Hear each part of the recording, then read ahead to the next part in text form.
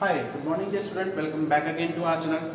आप लोगों का बहुत बहुत स्वागत है। आज हम बात करते हैं क्लास 12 हिंदी मीडियम के आपके नेक्स्ट टॉपिक बायोलॉजी के।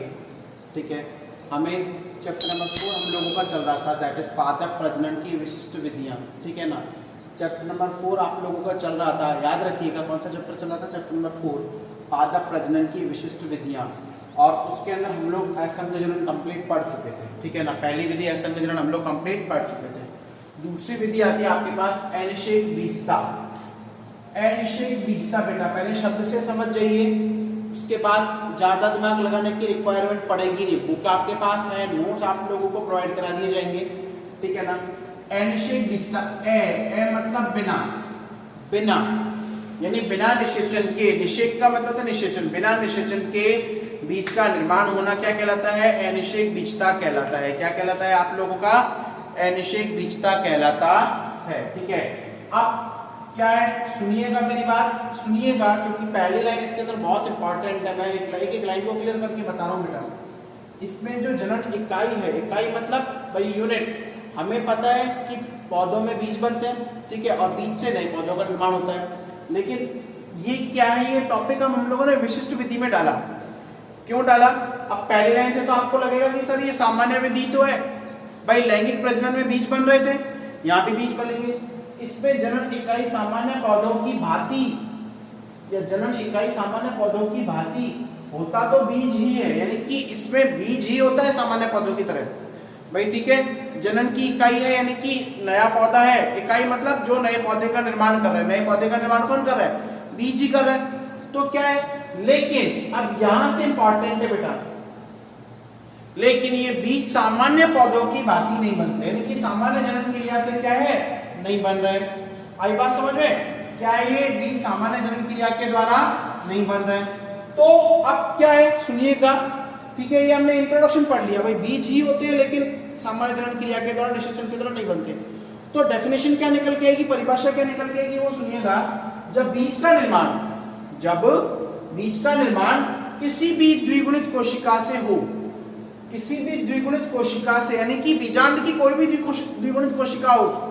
ठीक है ना, जरूरी नहीं है कि आप लोगों का जायगोट ही हो। ठीक है ना, ऐसा कोई जरूरी नहीं है कि हम लोगों के पास में जायगोट ही हो।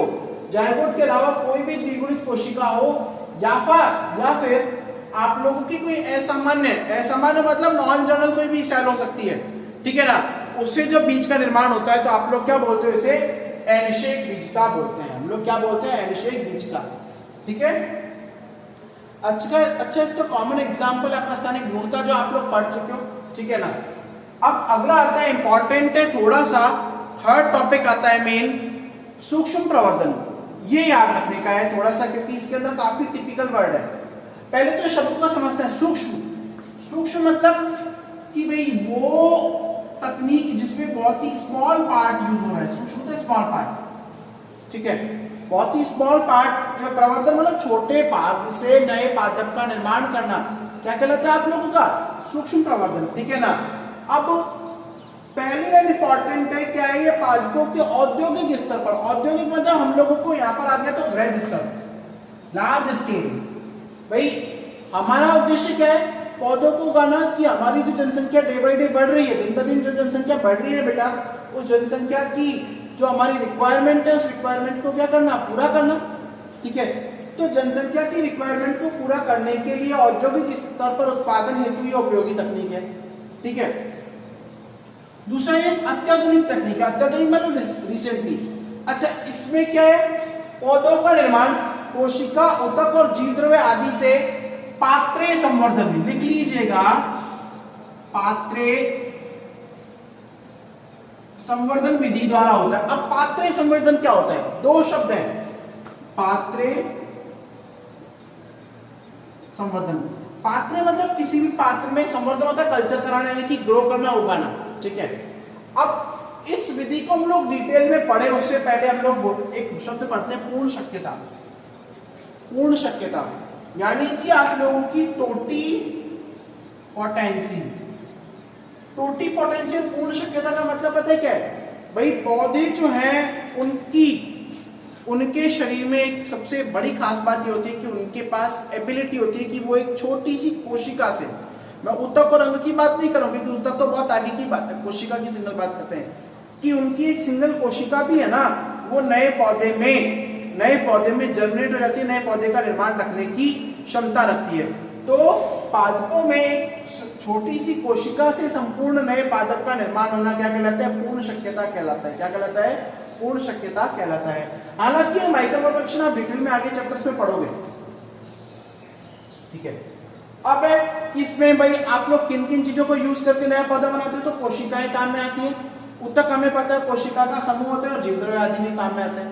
अच्छा, जीव द्रव्य क्या है? प्रोटोप्लास्ट होता है, प्रोटोप्लाज्म जीव द्रव्य होते हैं, वैसे वो जीव द्रव्य है, ठीक है। अब जीव द्रव्य का मतलब पता है क्या है? सुनिएगा, इंग्लिश में आप लोग इसको बोलते हैं प्रोटोप्लास्ट, यानी सेल विदाउट सेल वॉल। अब काफी लोग बोलेंगे सर हिंदी में पढ़ा रहे हो इंग्लिश में पढ़ा रहे हो, या तो मिक्स मत कर रहे हो, इंग्लिश में पढ़ाओ हिंदी में पढ़ाओ। बेटा सेल विदाउट सेल वॉल यानी कि अगर आप किसी भी पादप कोशिका को, भाई कोई भी पादप सेल है, आप उसको ट्रीटमेंट देते हो, उसको रिएक्ट कराते हो, उसको क्रिया कराते हो, किससे? सेलुलोज एंजाइम से। तो सेलुलोज क्या करेगा? उसकी कोशिका भित्ति को तोड़ देगा। तोड़ दिया कोशिका भित्ति को, जैसे ही कोशिका भित्ति टूटी तो जो नेक्ड सेल बनती है, यानी कि बिना कोशिका भित्ति के जो सेल कोशिका होती है, उसे आप लोग क्या बोलते हो? जीव द्रव्य या फिर प्रोटोप्लास्ट बोला जाता है। अब मेथड क्या है? सुनिएगा भाई, हम लोगों ने कर्तोतक एक्सप्लांट लिया। अब एक्सप्लांट में हम लोग कोशिका ले सकते हैं, ऊतक ले सकते हैं, ले सकते हैं। अब याद रखिएगा कर्तोतक हमेशा किस भाग से लिया जाता है? विभज्योतक भाग से। बोले सर आपने लिखा तो थोड़ा था लेकिन आप बढ़ते ही जा रहे हो। विभज्योतक शायद आप लोगों में से किसी को याद हो, अगर नहीं है तो याद दिला देता हूं। पादपों में वो कोशिका, वो ऊतक जिनमें लगातार विभाजन की क्षमता रहती है, कि जिनकी कोशिकाएं लगातार विभाजित होती रहती है, क्या कहलाते हैं? विभज्योतक कहलाते हैं, ठीक है ना। तो हमने ऊतक लिया, ऊतक लेने के बाद क्या किया? उसका पृथक्करण कर दिया, भाई उसको अलग कर दिया पौधे से। अब भाई निर्जमीकरण, निर्जमीकरण का मतलब पता है क्या होता है बेटा? निर्जमीकरण का मतलब होता है कि उसको जीवाणुओं रहित, निर्जम, निर्जम का मतलब होता है जीवाणु रहित करना, जीवाणु रहित करना। क्या करना? जीवाणु रहित करना, ठीक है ना। निर्जमीकरण का मतलब क्या होता है? उसको जीवाणु रहित यानी कि बैक्टीरिया और पैथोजन से रेजिस्टेंस क्रिएट करना, ठीक है ना। अब वो आप लोग किससे करोगे? उसमें आपका mercury chloride, HCl2, hydrogen peroxide आता है, सोडियम क्लोराइड वगैरह का सॉल्यूशंस आते हैं। हम लोग उसके अंदर पौधे को, जो एक्सप्लांट है उसको उसमें से डिप कर देते हैं, यानी कि उसमें डुबा देते हैं। हालांकि आगे आप लोगों की डिटेल में आएगा। तो वो क्या है कि जितने भी बैक्टीरिया वगैरह थे उसकी सरफेस के ऊपर, वो सब हट जाते हैं, ठीक है। अब आता है पोषण माध्यम में संवर्धन। बेटा पोषण माध्यम से क्या अभिप्राय है हमारे यहाँ पर? कि वह माध्यम या वो मिश्रण जिसमें पादप की वृद्धि हेतु सभी वृहद पोषक तत्व एवं सूक्ष्म मात्रिक पोषक तत्व उपस्थित होते हैं, क्या कहलाता है? पोषण माध्यम कहलाता है। क्या कहलाता है आपका? पोषण माध्यम कहलाता है। अच्छा, अब हम लोगों ने जैसे निर्जमीकरण किया तो संवर्धन यानी कि अब मैं पहले तो यहाँ पर इतना स्थानांतरण कर दिया, अब उसमें संवर्धन में स्थानांतरण को जोड़ा जा सकता है। यानी हम लोगों ने क्या किया? इसको भाई पोषण माध्यम में स्थानांतरित करा दिया, अब वहां पर वो ग्रो करेगा, ठीक है। जैसे ही ग्रो करता है तो उसमें कैलस का निर्माण होता है। किसका निर्माण होता है? कैलस का निर्माण होता है। जैसे ही ग्रो करता है उसमें किसका निर्माण होता है? कैलस का निर्माण होता है। अब कैलस जो है, कैलस क्या है? एक अविभेदित कोशिकाओं का समूह है। अविभेदित कोशिकाओं का क्या है? वो समूह है, ठीक है। कैलस क्या है? अविभेदित कोशिकाओं का समूह है, ठीक है ना। अब अविभेदित कोशिकाओं का समूह तो है कैलस, कैलस तक तो बन गया भाई, ऊतक कोशिकाओं का समूह बन गया, ऊतक बन गया।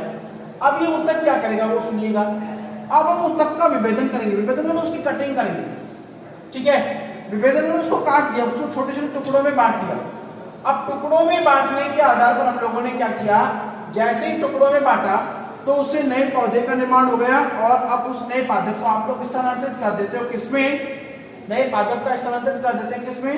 वातावरण में। किसमें स्थानांतरण कर देते हैं बेटा? वातावरण में, ठीक है ना। तो वातावरण में स्थानांतरण हम लोगों ने कर दिया, इसका नए पादप का स्थानांतरण क्या कर दिया? वातावरण के अंदर कर दिया। क्लियर है? क्लियर है। तो अब देखिए डायग्राम समझाता हूं भाई। ये कर्तोतक पादप है, मैंने आपको एक एक्सप्लांट ले लिया। अब उसका कोई भी टुकड़ा, मैं पत्ती का ये टुकड़ा ले रहा हूँ, ले लिया मैंने, इसको निर्जमीकरण करके और कल्चर माध्यम से, संवर्धन माध्यम उसमें डाल दिया इसको। अब क्या करेगा भाई, कल्चर मीडियम के अंदर क्या होगा, पोषक पदार्थों में ये पोषक पदार्थ जो है क्या करेंगे भाई, अब जैसे ये पोषण ले गई, छोटी कोशिका थी, देखो यहाँ पर ये वृद्धि होगी, वृद्धि होने के बाद क्या होगा, कैलस का निर्माण हो गया। अब कैलस का निर्माण होने के साथ क्या हो गया भाई, कैलस क्या है, अविभाजित कोशिकाओं का समूह। हमने क्या किया, अब मैं आपको बताता हूं भाई, कैलस है, इसके टुकड़े कर दिए और अलग अलग टुकड़े को अलग अलग टेस्ट ट्यूब में डाल दिया। तभी तो हमने लिखा है कि भाई लार्ज स्केल, छोटे से कम समय में बहुत अधिक पौधे तैयार किए जा सकते हैं, ठीक है ना। कैलस, अब जैसे ही कैलस को हमने ट्रांसफर किया तो नया पौधा बन गया।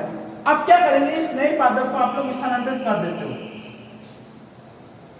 नए पादप को आप क्या कर देते हो, स्थानांतरित कर देते हो। कहां कर देते हो स्थानांतरित, डायरेक्टली आप लोग स्थानांतरित कर देते हो वातावरण में, कि भाई अब हमको वातावरण में भी तो उगाना है ना, क्लियर है। तो अब इसके उपयोग क्या है बेटा, इंपॉर्टेंट है आपका माइक्रो प्रोपगेशन के उपयोग, कम समय तथा सीमित स्थान में असंख्य पौधे निर्मित हो सकते हैं, ठीक है। पहला भाई हमें तो क्या चाहिए भाई, पादप है वो जल्दी जनरेट हो और स्थान सीमित हो। क्यों भाई, क्योंकि हमारे पास क्या है, हमारे पास भाई हम लोग पता है कि जनसंख्या तो बढ़ रही है लेकिन देश का क्षेत्रफल थोड़ी बढ़ रहा है, तो देश का क्षेत्रफल वही है, तो हम लोगों को क्या करना है, कम समय और सीमित स्थान में असंख्य पौधे हम लोग जनरेट कर सकते हैं। औद्योगिक स्तर पर उत्पादन भी किया जा सकता है। अभी मैंने बताया भाई, अब ज्यादा पौधे बनेंगे तो प्रोडक्ट हमेशा ज्यादा बनेगा, तो एक वैसे लार्ज स्केल पर, औद्योगिक स्तर पर लार्ज स्केल पर। अच्छा ये इंपॉर्टेंट है, इससे आप लोग रोग मुक्त पादप, रोग मुक्त मतलब वो पौधे जिनमें बीमारियां नहीं लगती हैं, ठीक है ना, और आर्थिक रूप से उपयोगी पौधे तैयार किए जाते हैं। क्लियर है ना, क्लियर है। अब कौन कौन से पौधे, आर्किड, गुलदाउदी और ग्लोडियोलस, ये सारे पौधे जो है इसे तैयार किए गए, ठीक है, क्लियर है, ओके, थैंक यू।